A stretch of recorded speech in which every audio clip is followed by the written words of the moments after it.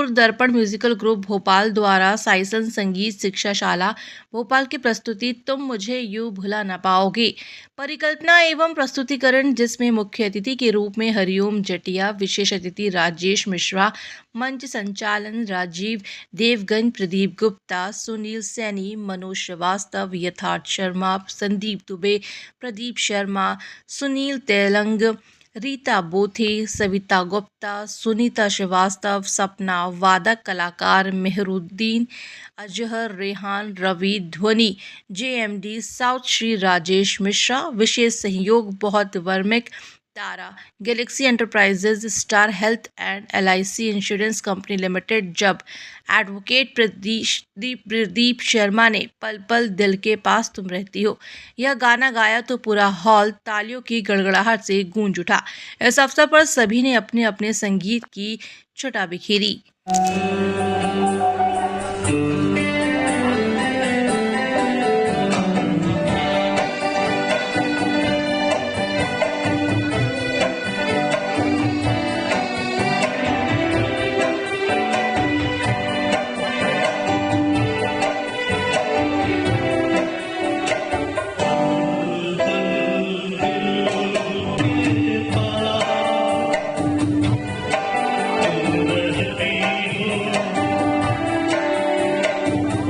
तो मैं द्वारा बड़ा अच्छा आयोजन किया और नई नई जो प्रतिभा हमने आज तक जितने भी कार्यक्रम किए हैं उसमें सब नई प्रतिभाओं को ही सामने लेके आ रहे हैं और कोशिश करते हैं कि आयोजन अच्छा करें और जितना सफल होते हैं वो सब गुणीजनों के आशीर्वाद से मिलता है, फल मिलता है।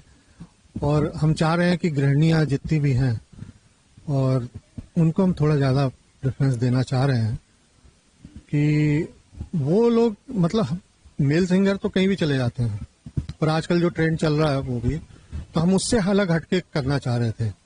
हालांकि हम सब लोग मिलके ही कार्यक्रम को करते हैं, तो हम उससे अलग हटके ये कि अच्छे कलाकार हों, लिमिटेड कलाकार हों। अभी जैसे हमारे सिर्फ 11 लोग हम लोग गा रहे हैं, मात्र 11 लोग हैं हम लोग, ये हमारा परिवार। और ये 11 लोग मुझे मेरे ख्याल से 3-4 साल से हम लोग कंटिन्यूस 11-12 लोग रहते हैं परमानेंट। तो जी बड़ा अच्छा आयोजन किया है, तुम मुझे भुला ना पाओ। जी हाँ, ये बात आप सही कह रहे हो। और जैसा अभी जटिया साहब ने बताया कि कोई भी कार्यक्रम जो है वो छोटा या बड़ा नहीं होता, तो ये वास्तविकता यही है कि कोई छोटा बड़ा कार्यक्रम कोई नहीं होता। हर कार्यक्रम होता है। जो कार्यक्रम मन से किया जाए, दिल से किया जाए और लोगों को मजा आ जाए, भले ही उसमें श्रोता 2 बैठे हों लेकिन उनको मजा आ गया तो समझ लो कार्यक्रम सफल है। और आपके मतलब पंडाल में 10,000 आदमी बैठा है और कार्यक्रम बोर है तो उसका क्या औचित्य है? तो कोई छोटा बड़ा कुछ नहीं होता, सब अच्छा रहता है। और मैं समझता हूँ कि मैं संचालक भी रहा कल्चर में, सेक्रेटरी भी रहा कल्चर का। मुझे लगता है कि जो प्रतिभा रहती है वो अपने आप ही अपना रास्ता बना लेती है। सब मतलब जो भी बड़े कलाकार देश में दिखते हैं या विदेश में अंतर्राष्ट्रीय स्तर पे, उन सब लोगों की जो शुरुआत है वो छोटे स्टेज से ही हुई है।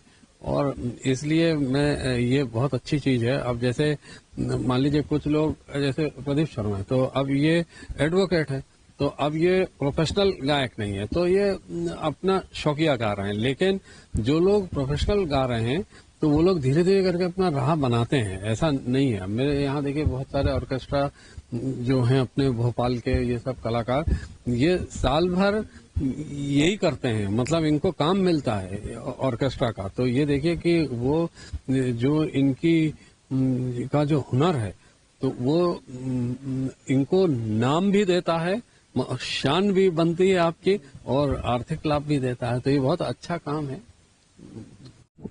आज के इस संगीतमय शाम में हमारे मुख्य अतिथि हरिओम जटिया साहब, राजेश मिश्रा साहब, सीनियर आईएएस, और इस कार्यक्रम के जो नायाब हीरे हैं सिंगर्स, वो सभी के प्रति मैं आभार व्यक्त करता हूं कि उन्होंने, और विशेषकर श्रोतागण जो आते गए, हम लोग इंतजार में रहे हमारे अतिथि जो आने वाले थे, थोड़ा विलंब से आए लेकिन सबने इंतजार किया उनका, और आके उन्होंने जो कमी थोड़ी देर से आने हो गई थी वो इस तरह से उन्होंने पूरी कर दी कि सब लोग खुश हो गए। हम उनके प्रति बहुत बहुत आभार व्यक्त करते हैं। बहुत बहुत धन्यवाद संदीप भाई आपका, तेलंग साहब आपका, और हमारी दोनों भाभियों का जो प्रेरणा है इन दोनों के लिए, और उनसे प्रेरित होकर हम लोग ये कार्यक्रम कर पाते हैं। बहुत सपोर्ट करती हैं वो। हाँ, क्या है इस गाने को बड़ा रोमांटिक होकर आपने गाया? ये किशोर कुमार के बहुत ही, मैं बताऊं आपको, उनके जो गाने हैं किशोर कुमार साहब के, उनमें जो बहुत ही ज्यादा लोग कर्णप्रिय है, लोगों को आज भी दिलों में बसता है गीत, और हर कोई जानता है जिस गाने को, वो ये गाना है पल पल दिल के पास तुम रहते हो। उसी गाने को मैंने अभी गाया था। अभी ये गाना सुन के जाइए, जादूगर तेरे नैना। क्या वजह आप सोशल मीडिया पर अक्सर एक्टिव रहते हो? आपके गाने की धुनें सोशल मीडिया माध्यम से लोगों तक पहुंचती है। बची हुई जिंदगी जीना चाहता हूँ। बहुत संघर्ष किया जीवन में, अब थोड़ा अपने लिए भी जीना चाहता हूँ, संगीत के लिए जीना चाहता हूँ। कुछ मेरे साथी, मेरे दोस्त आगे बढ़ जाएं। यहाँ देवेंद्र सोनी हैं जिन्होंने संदीप भाई से परिचय कराया, और संदीप भाई ने आज मंच दिया मुझे गाने के लिए। ऐसे ही एक दूसरे से सब जुड़ते जाते हैं। अरिजीत सिंह की कहानी आपने सुनी जटिया साहब के साथ, कि इनके घर पे ही रहते थे। आप सोचिए, कल्पना कीजिए कि आज किस मुकाम पे हैं वो। फिल्म फेयर शो भी करते हैं, दुबई में शोज करते हैं जटिया साहब। इनका बेटा इतना होनहार है कि हम उनसे मिलने के लिए कोशिश करते हैं कि उनसे मुलाकात हो जाए हमारी। और सारे स्टार्स, सारे के बीच में वो सबसे बड़ा हीरा चमक रहा है, कोहिनूर। और साइमन संगीत द्वारा आज ये जो कार्यक्रम आयोजन किया गया है, वास्तव में संगीत की एक दुनिया होती है और संगीत का एक परिवार होता है, और संगीत की कोई जात पात नहीं होती है। जो गाता है वो अच्छा गाता है, और जब वो गाता है तो फिर दुनिया पूरी सुनती है। और उसके कारण कार्यक्रम में कितने लोग आए वो जरूरी नहीं है, कार्यक्रम में कितने दिल से लोग आए हैं वो आवश्यक होता है। और आज जो कार्यक्रम दुबे जी ने और शर्मा जी ने और तीसरे और कौन है, तेलंग जी ने बहुत ही अच्छा किया है। मैंने तो शुरुआत 25 वर्ष हो गए इंडस्ट्रीज के अंदर। हिंदुस्तान का एक भी सिंगर ऐसा नहीं जिसका मैंने कार्यक्रम नहीं किया हो, चाहे ए.आर. रहमान हो, अरिजीत हो, शान हो, सुखविंदर हो, सुनिधि चौहान हो, श्रेया घोषाल हो, सबके कार्यक्रम की कैलाश करके 22 शोज किए हैं। तो ये शो बिजनेस के अंदर कलाकार को मंच देना। सन 2009 में अरिजीत सिंह मेरे घर पे ही रहता था भोपाल में, फिर मैंने उसको फेम गुरुकुल में भेजा। फिर पता चला कि वो जीत के नहीं आया, तो इसी भोपाल में उसके 3-3 हजार रुपए में न जाने कितने शो हुए, शायद आप लोगों को पता नहीं, अरिजीत सिंह पे। और फिर प्रीतम दा के पास भेजा उसको, फिर उसके बाद उसकी लाइन हुई, अभी 6.5 करोड़ रुपए लेता और डेट अवेलेबल नहीं। तो ये होता है मंच को स्थान देना। तो कलाकार तो होते ही हैं, लेकिन उनको स्थान देना बहुत जरूरी होता है। तो सिंगर कभी भी कोई भी उभर के आ सकता है। अभी सीताबाई शर्मा जबलपुर की आई, अभी मैंने तिरंगा सॉन्ग निकाला था पूरा, और शान के साथ में मध्य प्रदेश के 4 कलाकार ने गाया, तो गवर्नर और सीएम साहब ने उसको रिलीज किया था। तो मैं नए कलाकारों को मौका देता रहता हूँ, और कोई भी कलाकार होता है, किसी तरह की कोई आवश्यकता होती है। और हर कार्यक्रम में मैंने प्रदीप जी को कह रखा है कि कभी भी किसी तरह की आर्थिक सहयोग हो, लगभग यहाँ जितने भी कार्यक्रम होते हैं कहीं न कहीं छोटा मोटा में सहयोग करता ही हो, क्योंकि ये पुराने कला को जीवित रखना ये कोई छोटी मोटी बात नहीं है। आप लोग जो इतने पुराने लोग हो और दिल से करते हो कार्यक्रम, तो ये संगीत का आनंद लेते हैं, और इस प्रकार से ऐसे कार्यक्रम होते रहना चाहिए। और आज मेरे को बुलाया, बहुत बहुत धन्यवाद आप सबको।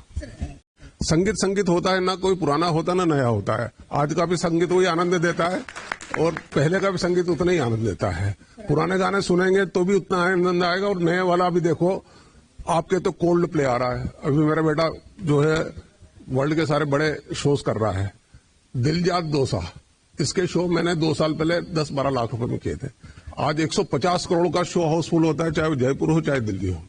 तो कलाकार को, इंडियन कलाकार भी वर्ल्ड लेवल पे फेम हो गए। अभी अबू धाबी में भी उसने शो किया। तो ये है कि कला तो संगीत है ही, और पुराना तो जब सुनते हैं तो उसका आनंद ही अलग रहता है।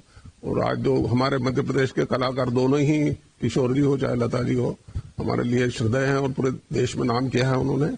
और आज उनके गाने गा करके हम सब लोग आनंदित होते हैं, तो वो तो कल्पना ही नहीं कर सकते हैं। पर आज के आधुनिक युग में भी कुछ गाने ऐसे होते हैं जो कुछ समय के लिए चलते हैं, लेकिन जितने भी समय चलते हैं उतना आनंद दे जाते हैं। तो बहुत सभी गाने ठीक हैं और